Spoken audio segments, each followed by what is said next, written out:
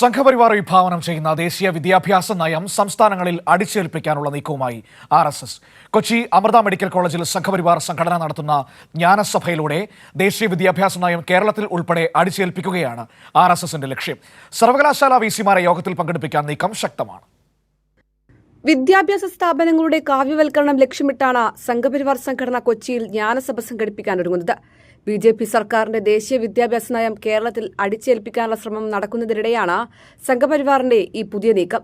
RSS Sarsanghchalak Mohan ഭാഗവതിന്റെ നേതൃത്വത്തിൽ July 27 മുതൽ Kochi Amrita medical കോളേജിൽ നടക്കുന്ന ജ്ഞാനസഭയിൽ വൈസ് ചാൻസലർമാരെ പങ്കെടുപ്പിക്കാനുള്ള ശ്രമവും നടക്കുന്നുണ്ട്. രാജ്യത്താകെ 200 വിസിമാർ പങ്കെടുക്കുമെന്നാണ് സംഘപരിവാർ അവകാശപ്പെടുന്നത്. മോഹനൻ കുന്നുമ്മൽ ഉൾപ്പെടെയുള്ള 5 വിസിമാർ കേരളത്തിൽ നിന്ന് പങ്കെടുക്കുമെന്നും ഇവർ അറിയിച്ചിരുന്നു. എന്നാൽ സംഘപരിവാർ സംഘടന നടത്തുന്ന യോഗത്തിൽ പങ്കെടുക്കാനാവില്ല എന്നാണ് മറ്റ് സർവകലാശാലയിലെ വിസിമാരുടെ നിലപാട്.